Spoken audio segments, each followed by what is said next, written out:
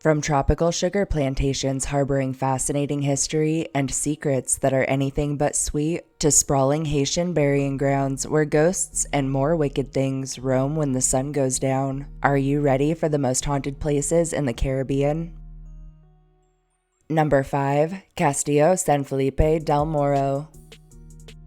Castillo San Felipe del Morro, also known as El Morro or the Promontory, is a citadel-turned-historic landmark that now acts as part of the San Juan Historic Site off the northwesternmost point of the islet of Old San Juan in Puerto Rico. Impressively, the site actually boasts a reputation as being one of Puerto Rico's leading tourist attractions. Construction of original structures on site began in 1539 under order of King Charles V of Spain, with the original fortress put together under the direction of Conquistador Diego Ramos de Orozco in an effort to better defend the port of San Juan and to regulate entry into the harbor. Later, in 1589, construction was launched on a design for the fort that can still be seen today, and by 1634, construction on the city walls surrounding San Juan had started. By 1650, the entirety of the city was enclosed to the east, south, and west ends, while natural battlements offered protection against attack from the Atlantic. In 1843, the first lighthouse in Puerto Rico was constructed on top of the old castle, and in 1898, the signing of the Treaty of Paris resulted in ownership of the islands of Puerto Rico ceding to the United States. In 1942, in response to German attacks in the Caribbean through World War II, the fort, along with many other aged Spanish government buildings in Old San Juan, would be utilized as part of a larger U.S. Army post called Fort Brooke.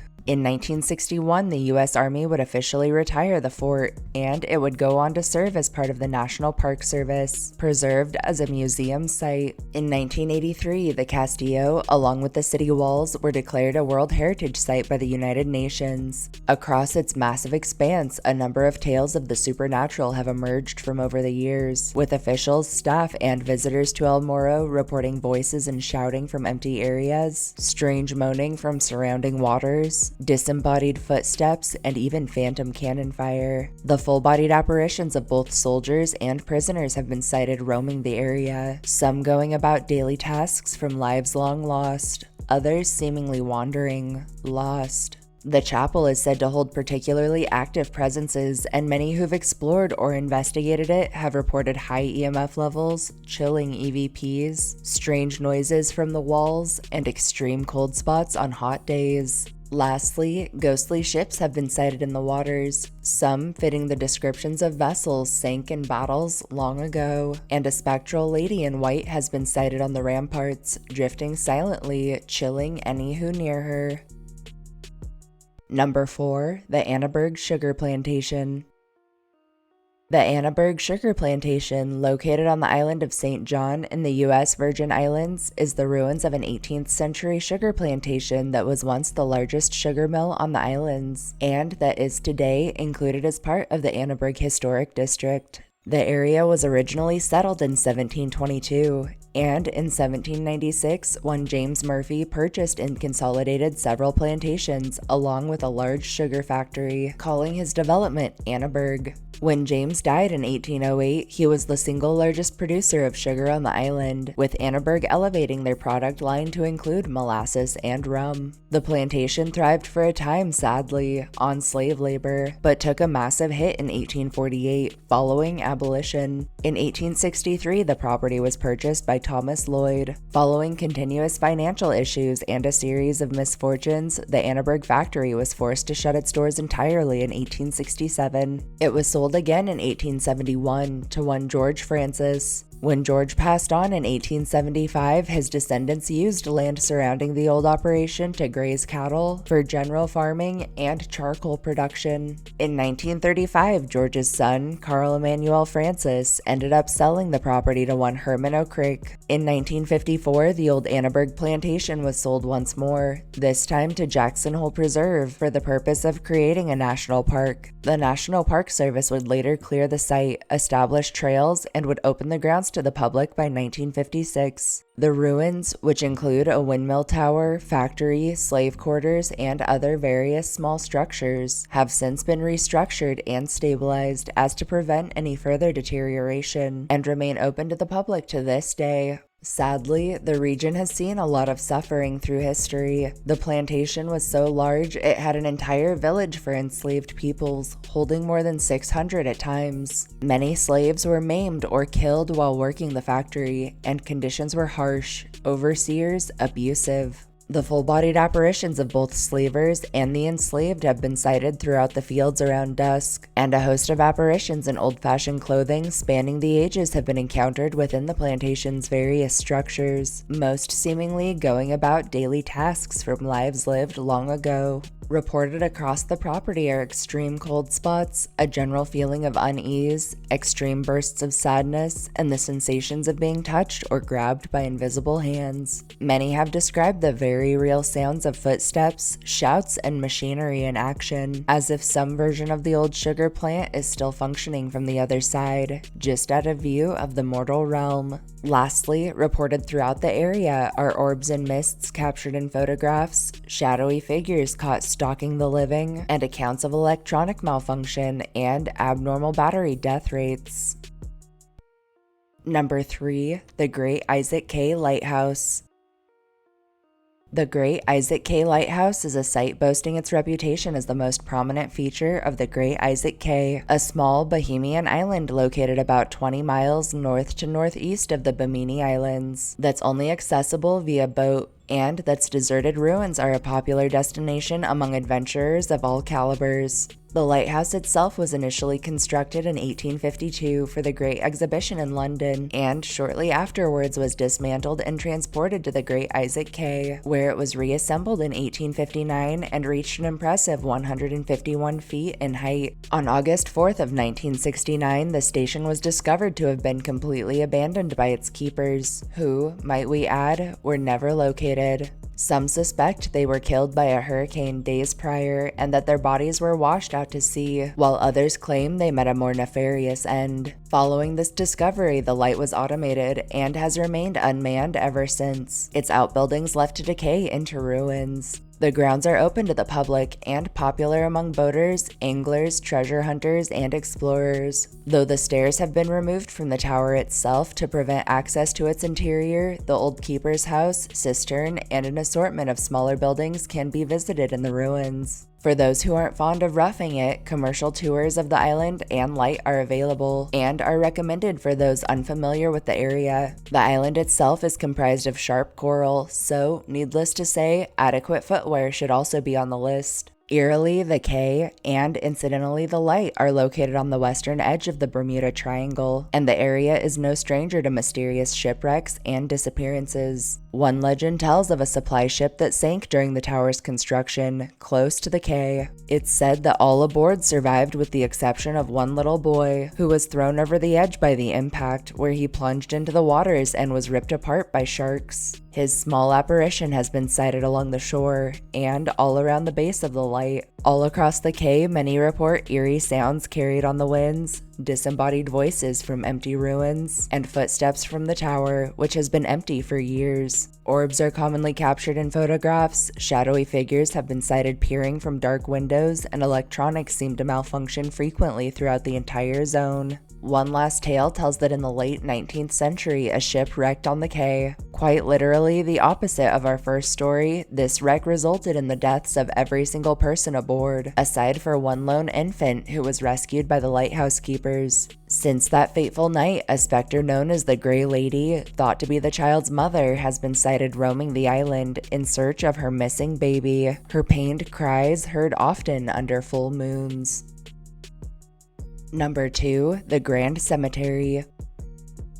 The Grand Cemetery, or officially the Grand Cimetière, is a necropolis of large tombs located in downtown Port-au-Prince in Haiti that's true age, interestingly enough, remains unknown, though many believe it has origins dating back to the 17th century, to when some of the first colonization attempts of the area were made. The island of Hispaniola initially played home to a people known as the Taino, who it's estimated arrived circa 2600 BCE in large dugout canoes, some suspect from what is now modern-day Venezuela. When old Chris Columbus arrived in 1492 CE, the population of the region had grown to around 400,000. Tragically, in less than 30 years, the Taino were nearly completely decimated. Attempts at settlement through the area were made, but all were met in failure, and eventually in 1606, the Spanish abandoned the site. Circa 1650, French buccaneers arrived on the island and began colonizing it. By 1749, a new organized French colony called, you guessed it, Port-au-Prince was formed. Port-au-Prince grew rapidly in popularity and was named the capital of the old French colony of Saint-Dominique in 1770. It would even remain capital through Haiti's independence in 1804, and in 1807 would open to foreign commerce.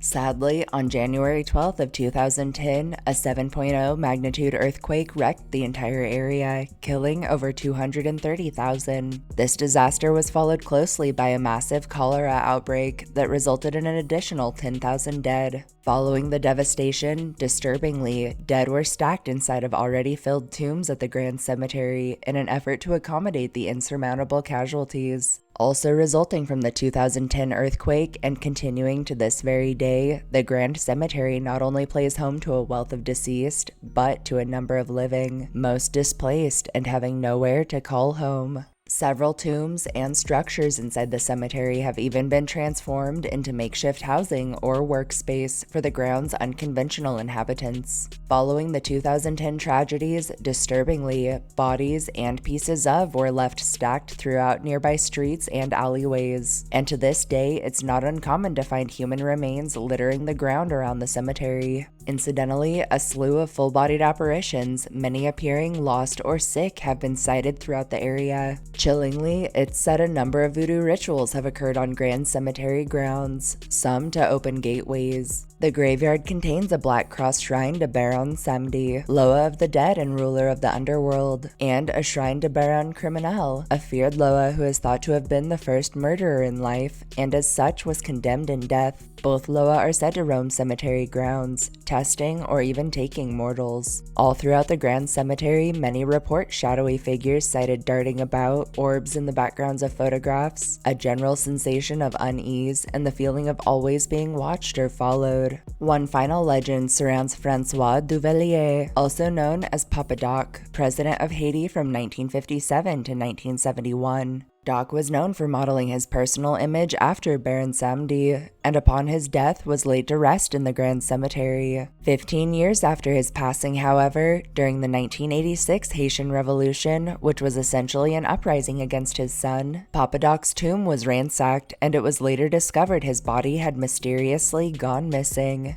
Several have since reported sighting his spirit at the burying grounds at night, forever searching through the darkness for his missing body.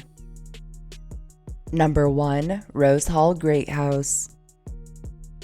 Rose Hall Great House is a plantation home located in Montego Bay in Jamaica that now acts as a historic house museum and that's thought to be one of the country's most impressive plantation homes. Its museum showcases the lives and history of those enslaved at the estate and is the birthing grounds for the popular local legend of the White Witch of Rose Hall.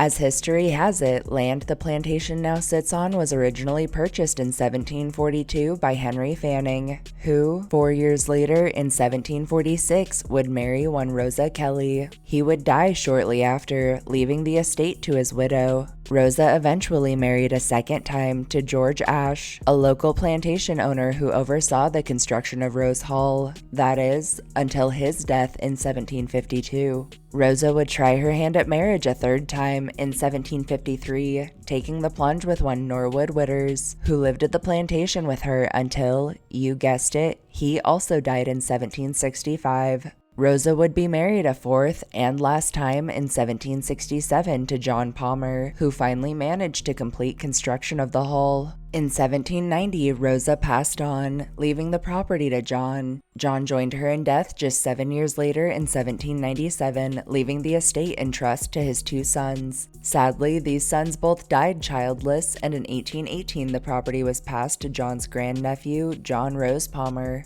John Rose moved to Jamaica to claim his inheritance, and in 1820 married one Anne Mary Patterson. John Rose would pass on in 1827, and following his death, Rose Hall would be sold by Anne in 1830, after which it would pass between numerous owners before its complete abandonment circa 1900. By the 1960s, the main home and its various additional buildings had fallen into ruin. In 1977, the property was purchased by former Miss USA Michelle Rollins, along with her husband John Rollins, and together the couple refurbished the property, opening it as a museum site, offering tours of both the historic and haunted variety. Sadly, John passed on in the year 2000. Michelle remains owner of the Rose Hall Great House, as well as of the surrounding land, which is open as a resort complex. The most famous story surrounding the property concerns the White Witch of Rose Hall, and tells of one Annie Palmer. As legend has it, Annie was born in England to an English mother and Irish father. Her family moved to Haiti when she was very young, and when her parents died of yellow fever, she was adopted by a Haitian nanny who taught her voodoo and darker magics. Eventually, Annie moved to Jamaica, where she married and then murdered John Palmer, along with numerous enslaved males and 2 subsequent husbands.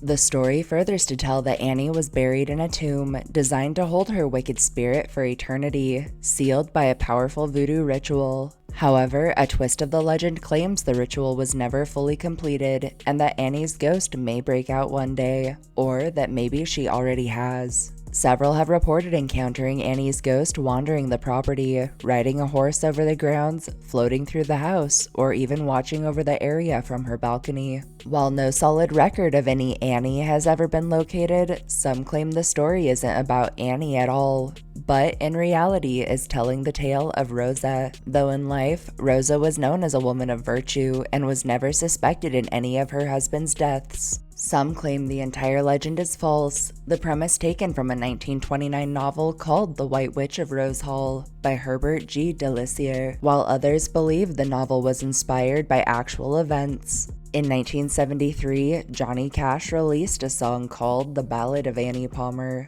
All throughout the Rose Hall Great House, officials, tour guides, and visitors have reported disembodied voices from empty rooms, bloodstains that appear and disappear in an instant, footsteps with no locatable source, ghostly music, and the unnerving sound of babies crying in the distance. Strange forms appear often in the backgrounds of photographs, screams are heard from locked areas, extreme cold spots are felt in the heat of summer, and many have described the sensations of being watched, followed, touched, or even grabbed by something unseen. With its ridiculously fascinating history, long list of ghost stories and local legends, and actual ties to real-world mysteries that have yet to be solved, we couldn't help but choose the Rose Hall Great House as our pick for the most haunted place in the Caribbean. Thank you all for tuning in to our list of picks for the most haunted places in the Caribbean. If you enjoyed hearing our histories and ghost stories as much as we enjoyed telling them to you, don't forget to subscribe to our channel and turn notifications on so you know when fresh content is on the way. Throw us a like if you feel we've earned it, and most importantly, share this upload and our channel with anyone you think deserves a good scare. We'll catch you all next time, if something else doesn't first.